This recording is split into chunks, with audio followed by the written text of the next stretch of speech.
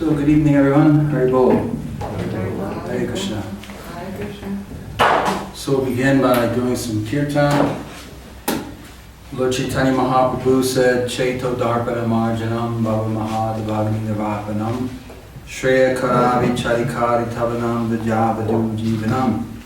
He said, the Sankirtan cleanses the dust from the heart, material consciousness from our hearts. The more we chant the transcendental names of Krishna. So we'll do number 1, Om Namo Bhagavate Vasudevaya. And then number 3, number 5, and number 6. So I'll chant and then you chant. Om Namo Bhagavate Vasudevaya. Om Namo Bhagavate Vasudevaya. Om Namo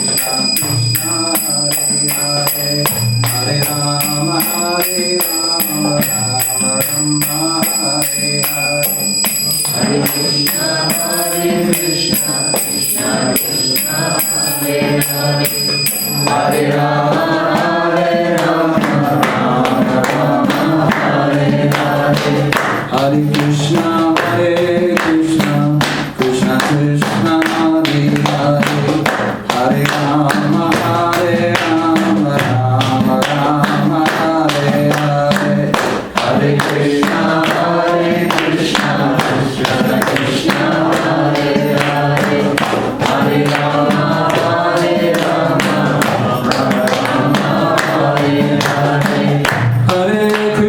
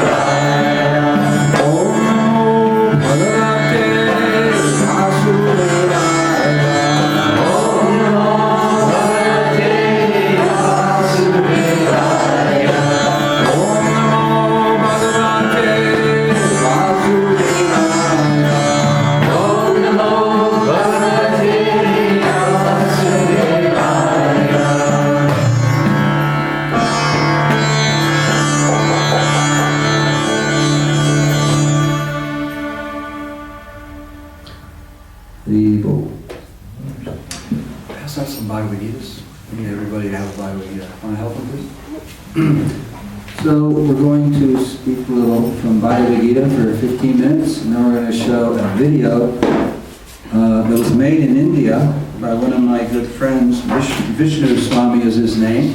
He's an American sannyasi who lives in South India. Maybe some of you, Gangaram, you know Jagat Guru Swami, you remember him?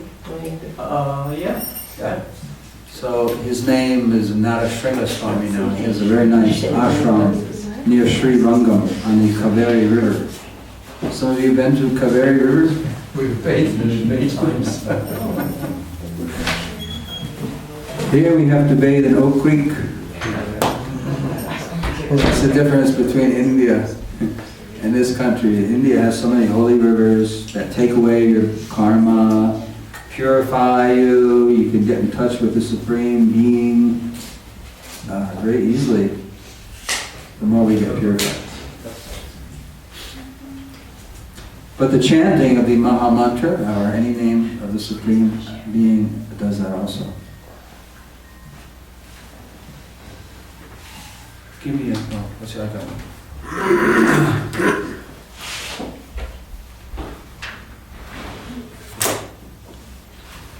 Where's David? I need to ask him something. He's got the Vedas. Get back to David.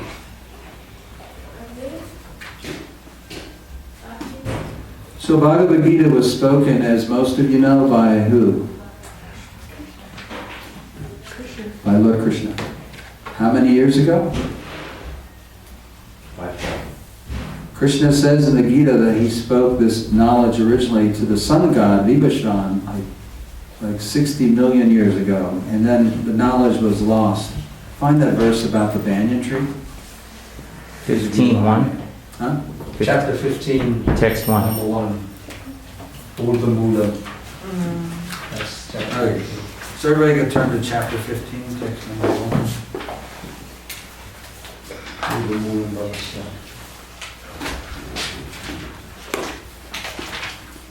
What page is it?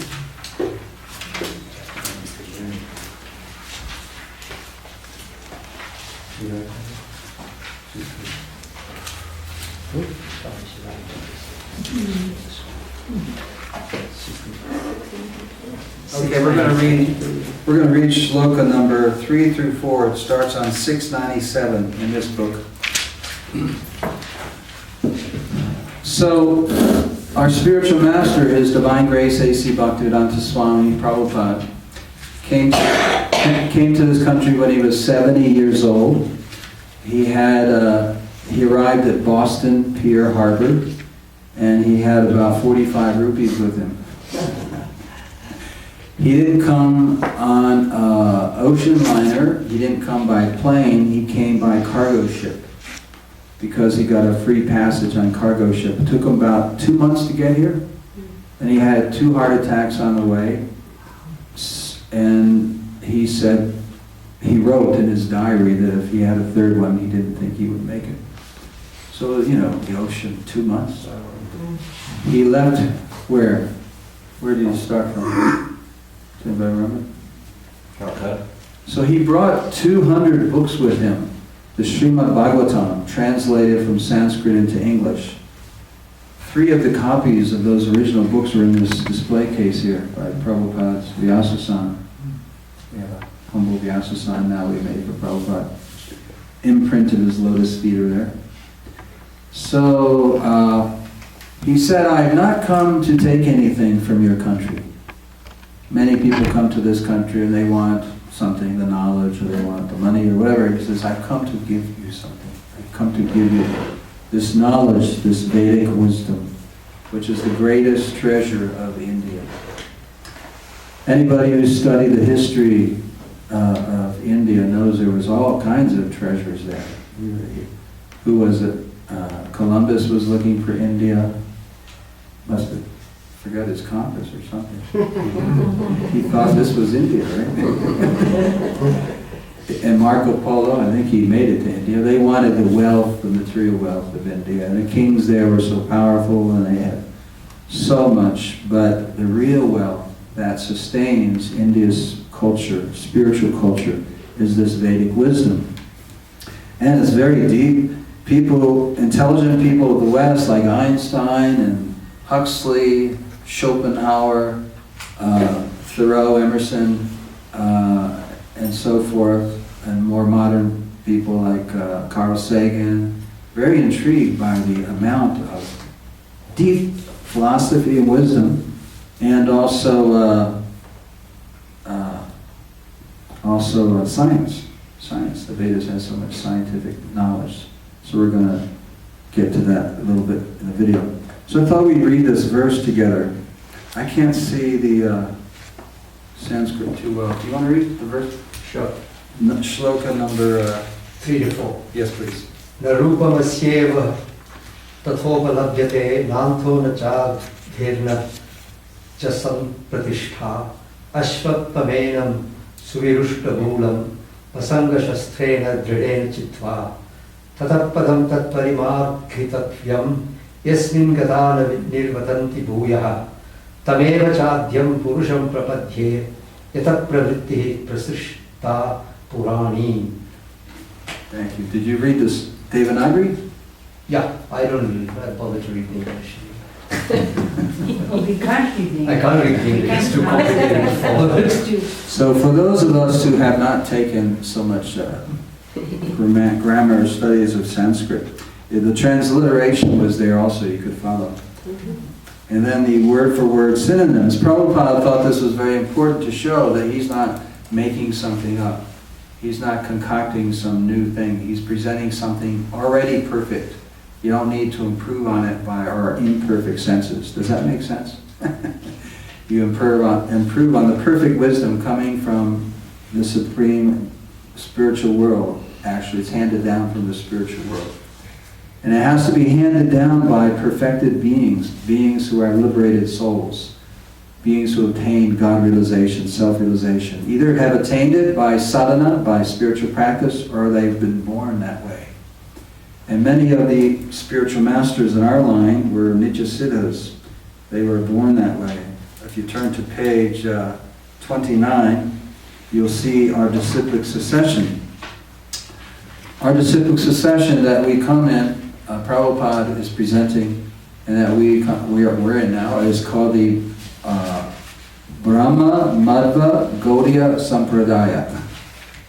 Because as you see, Krishna hands this knowledge down. Number 2 is to Brahma. Brahma hands it down to Narada, Narada to Vyas, and Vyas to Madhva. Madhva was a very, very powerful acharya also, who appeared how many years ago? Maybe? 12th century. 12th century. So,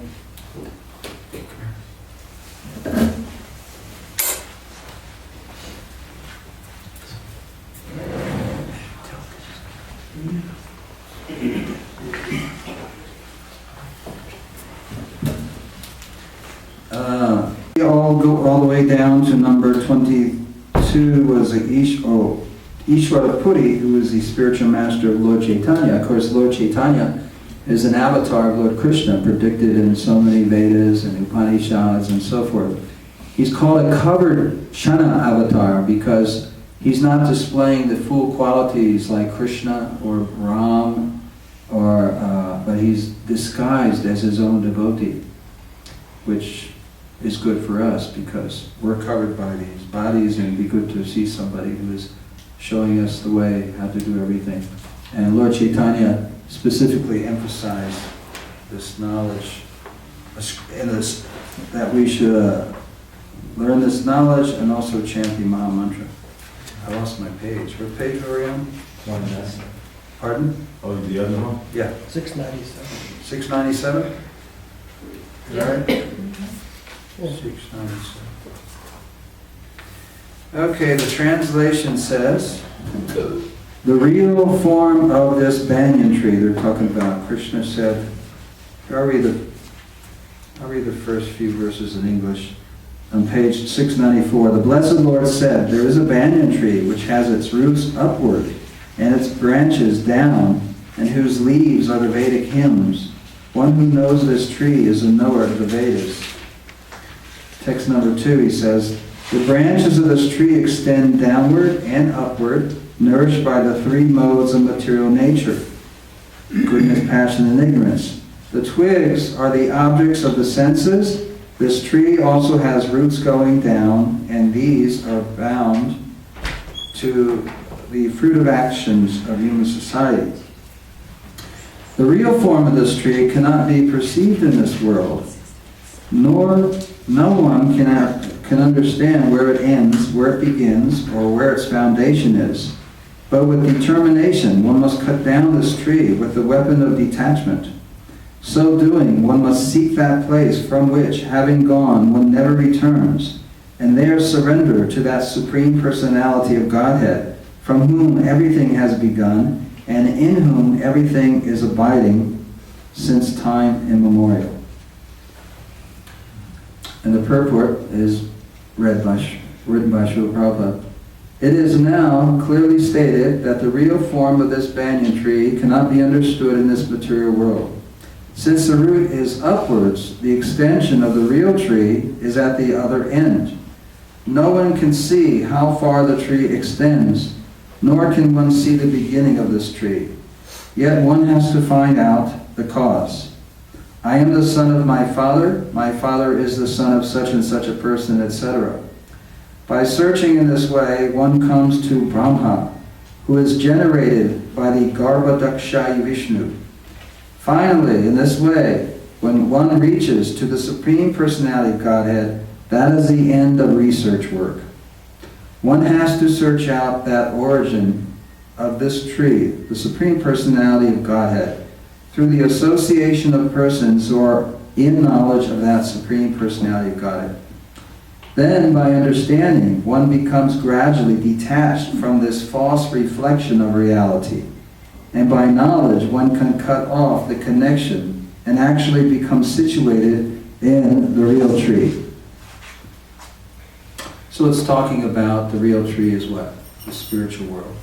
And this material world that we're living in and playing in and working in, trying to be happy in, trying to survive in, it's simply a reflection of the spiritual world. So we're fooled by God's illusory energy. It's called Mahamaya. If all we're doing is concentrating mostly on this external energy of God, the material energy, we're being fooled by it. We're, giving ourselves to it. We're thinking it's real. Here, Krishna is saying it's just a reflection of another thing, a real thing. Like a tree in the water, like a tree standing by the banks of the water, you see the reflection. What if it's a nice mango tree? How many of you like mangoes? So if you try to pick a mango from the reflection in the water, will you get anything? So this is what we're doing here in this world. We're working so hard, establishing something, and then we're trying to enjoy the fruits of our work, but we're not satisfied. We're not satisfied with these things because we're picking the reflection of it. So we have to learn what the real thing is and access that. And that's what this knowledge explains to us. The word asanga is very important in this connection because the attachment for sense enjoyment and lording it over the material nature is very strong. Therefore, one must learn detachment by discussion of spiritual science based on authoritative scriptures. And one must hear from persons who are actually in knowledge. As a result of such discussion, in the association of devotees, one comes to the Supreme Personality of Godhead. Then the first thing one must do is surrender to Him. First thing you do. The description of that place, whence going, no one returns to this false reflected tree, is given here. The Supreme Personality of Godhead, Krishna, is the original root from whom everything has emanated. To gain favor of that Personality of Godhead, one has only to surrender, and this is a result of performing devotional service by hearing, chanting, etc. He is the cause of this extension of this material world. This is already explained by the Lord Himself, Aham Sarvasya Prabhava. I am the origin of everything. Therefore, to get out of the entanglement of this strong banyan tree of material life, one must surrender to Krishna. As soon as one surrenders unto Krishna, he becomes detached automatically from the material extension. So, throughout the Bhagavad Gita, many points are explained by this personality, Supreme Personality Godhead, Krishna, to Arjuna, but he's explaining to all of us, because we're hearing it later on, 5,000 years later. And this is going to go on. There's a scripture in the Vedic scripture even older than this that people have been hearing for a long time. What is that scripture? Begins with a R. Ramayana. Ramayana, the oldest spiritual book in the world. Ramayana. So, anyway, one can begin, he doesn't have to, okay, how do I surrender to Krishna? Or how do I adopt this process? Lord Chaitanya said that everybody should chant. You have a mouth, you have a tongue, it's vibrating, so you should chant instead of just talking of mundane things. We should spend some of our time talking about Krishna or chanting the Maha Mantra. So for that purpose, there are beads, japa beads, and even a person who's doing construction can take these beads and take a break, and we keep them in a bead bag usually, and we chant, Hare Krishna, Krishna Krishna, Hare. You're staying tuned in. You don't forget what you really are, and you don't forget what you're really a part of. And Krishna, as explained, is the source of everything. He's also the source of the pleasure we're looking for. In the material world, all we get is a little drop of pleasure. If anybody is stuck in a desert, a real desert, Arizona's not a real desert, desert where there's nothing but sand, that kind of desert, and there's no water, and you're thirsty, somehow or other, you wake up and you're in the middle of the desert. So the first thing you think about, I gotta get to some water. Which direction I go? So after a while, when you get real thirsty, you start seeing a what? Mirage. Ah, there's water. Go to it. Or maybe somebody is in the same situation, he has a little water, but all he gives you is a drop. Here, you thirsty? Here, open your mouth. Give you one little drop. It explains that's the kind of pleasure, that's the kind of dissatisfaction or satisfaction, however you look at it, that we get in this world. We just get a drop. And we're looking for an ocean of happiness. We really want to satisfy ourselves. So Krishna says, besides all this knowledge, Arjuna, if you just think of me at the moment of leaving your body, at the time of death, you'll come to me and you'll never come back to this place of misery. Krishna created this world, but to him, he said, it's just a place of misery. Why? Because it's temporary, and it's full of so many miseries. Miseries caused by our own body. Right now, I'm experiencing miseries from my body. How many of you are too? That's why we're bringing the healer Friday night, Carol Kepler. Dear friend who's a very good kinesiologist and herbalist, and she has some medicines now putting the frequency of herbs and so forth, just the frequency in water without the herbs. And Nishta's on them right now. She fell very sick recently to something, and she's improving dramatically. So she's going to be here giving a talk on Friday night. So, but if you think of me, Krishna says, you'll never come back to this world of suffering. Miseries caused by other living entities. How many living entities give us misery? It could be tax collectors sometimes, you know, whatever, thieves, insects, and so on. And then miseries caused by nature. Big miseries caused by nature. Typhoons, earthquakes, things are just huge.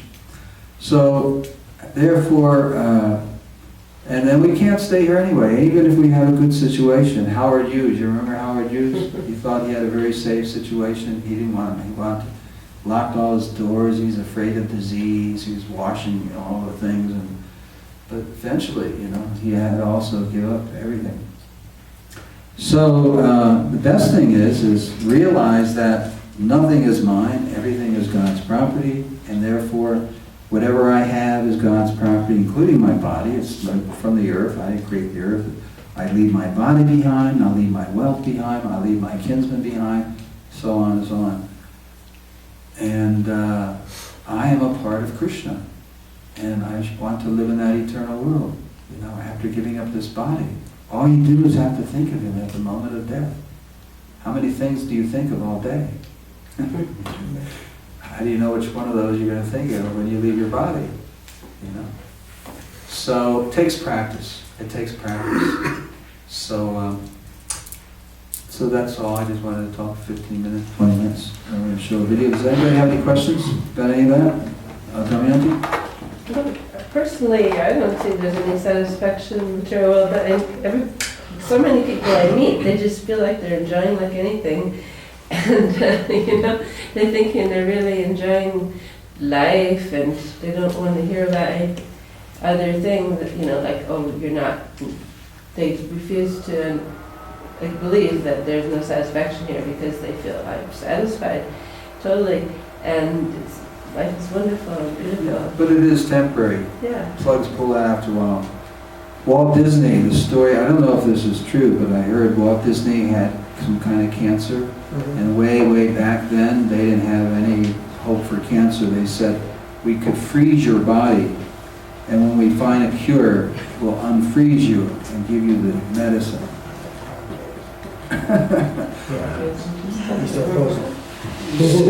So, anyway, so I heard that he froze his body and so forth. You can't keep everything. It's all temporary. So even if you think you're having, and then what goes on beyond death, Bhagavad Gita, Krishna explains that, wait, there is no death. We are not the body, we are spirit souls, so there is no death. But we rotate from one planet to another, one body to another. Sometimes we're in the middle planetary systems. We got to middle base right now, right? We're in middle base. And then there's lower planets, hellish planets, where people who have a lot of bad karma, they go there. Have a great day. And then people who have a lot of good karma, like heavenly planets in the universe. And they're all that reflection, however, on the shore. They're all a reflection of the real thing. Krishna tries to give us some higher intelligence. He comes here and tells us personally, and he leaves his book. So this is part of the evidence we're going to talk about a little bit. There's this evidence. Is that called pramana? This evidence of Shastra, Sanskrit literature, and so on. Okay, so go ahead and start the video. This is a 28-minute video. We're glad to see so many people here tonight. How you go? Okay. Sound? Yeah, check it. I'll check the sound first. Yeah. Is it connected? Yeah, we got sound. We're good.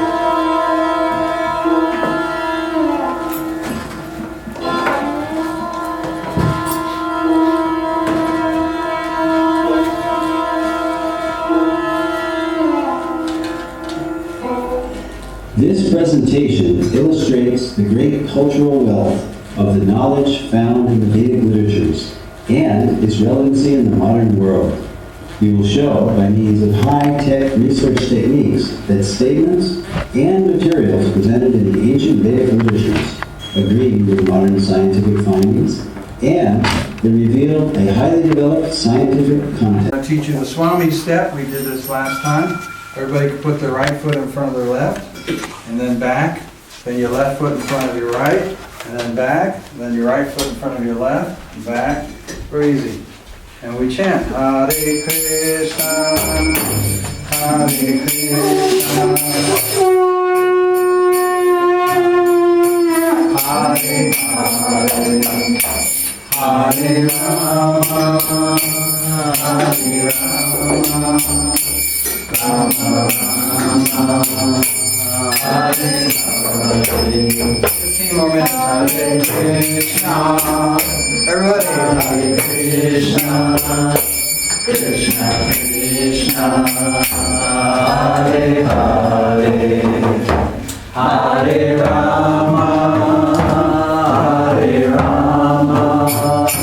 Rama Rama. Hare Hare. Hare Krishna, Hare Krishna, Krishna Krishna, Hare Hare, Hare Rama, Hare Rama, Rama Rama, Hare Hare, Hare Krishna.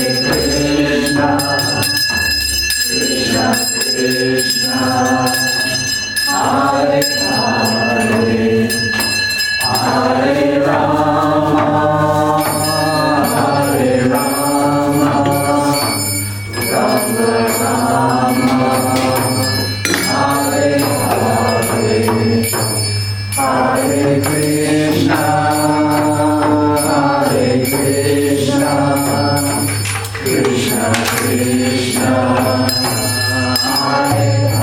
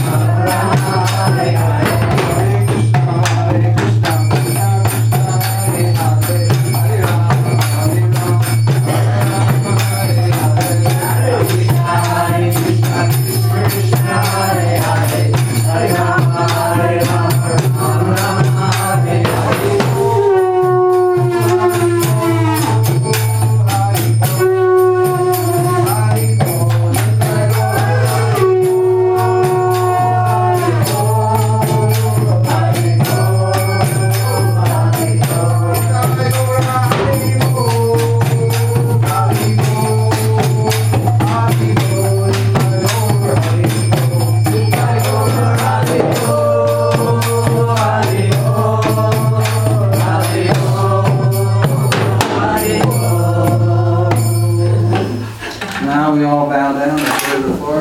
Jai Om Vishnupada Brahmanda Parikachaya Sakarasa Shishi Mahana Divine Grace Seki Bhaktivedanta Swami Prabhupada Ki Nati Gauri Vaishnava Vrinda Ki Namacharya Shri Haridas Thakur Ki Prem Shri Ho Shri Krishna Chaitanya Prabhu Nityananda Shri Advaita Gadadhar Shivasadi Gopaka Vrinda Ki Shri Shri Radha Krishna Gopi Gopinath Shama Kunda Radha Kunda Giri Gauram Ki Vrindavan Dham Ki Mathura Dham Ki Dwarka Dham Ki Mayapur Dham Ki Jagannath Puri Dham Ki Jagannath Swami Ki Lord Balaram Narishwara Ki Ganga Devi Ki Tulsi Devi Ki Bhakti Devi Ki Yamunamai Ki Go Premanandi Hari Bol. All glory is to the assembled devotees. Hare Krishna. All glory is to the assembled devotees. All glory is to the assembled devotees.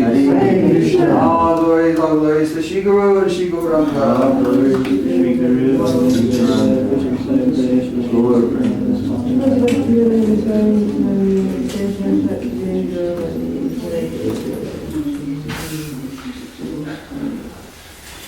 So we'd like to thank all of you again for being here tonight. We have a Mother's Day program too. Mother's Day, celebrating Mother Earth, or your real mother really.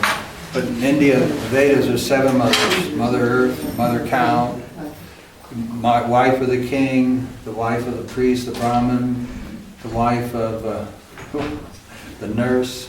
So 7 mothers like that. Then we would have Mother's Day programs at noon. There's a $10 donation for. We had about 30, 40 people came last year, I think. So, and then Friday, if anybody's interested in this healing seminar, Carol is an incredible person.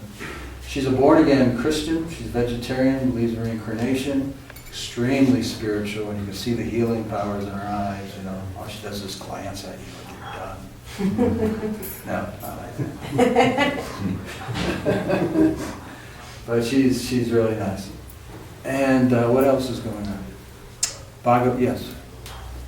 We have Bhagavad Gita class every night, 6 o'clock. Anybody's interested in coming. We have Artik early in the morning, 6 o'clock every day too. So I guess that's it. And I'd like to welcome my godbrother here for the first time for our program, Gangaram. He's a disciple of Prabhupada also. He has kirtans. He has kirtans at Sachi's, what's it called? Mother Sachi. Mother Sachi's, right across from the Hippie Emporium. And so, anyway, every Sunday night at 5:30. 5:30. Anybody stuck in Cottonwood or from Cottonwood, we go there sometimes ourselves, very nice. So I'd like to thank you for coming up here. And the folks from Flagstaff, Das and Ivana. Ivan. Okay. Hari Bo, Hare Krishna. So everybody, please come in the other room, take prashad.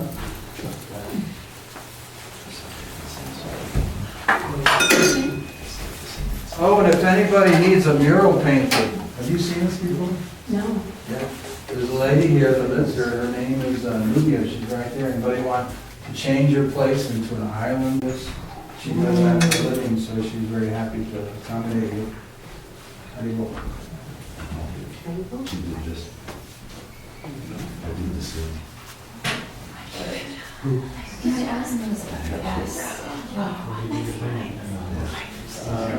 Where's the store?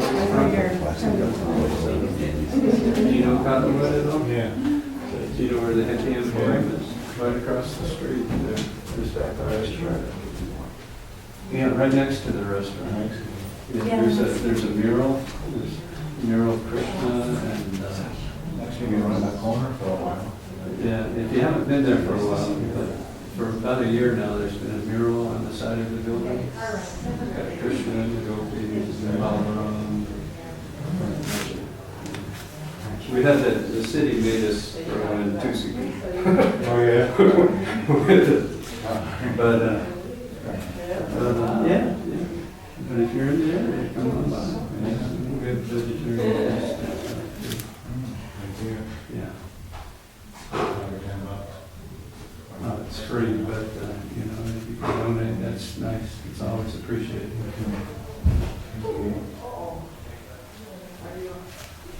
Are you living here? Sedona? Yeah, a couple miles up in the canyon. Oh, okay, really? Yeah. Nice place to live in the summer. Yeah. Nice and cool. Yeah. They were little. So many jars. Trying to find something not so huge. Or was that the one that was, what did she say? That's not one with Digi. It was one of your daughters. What did she say? One that was in the contest where they all were. Swami. Thank you, maybe it was banjo. We talked about one.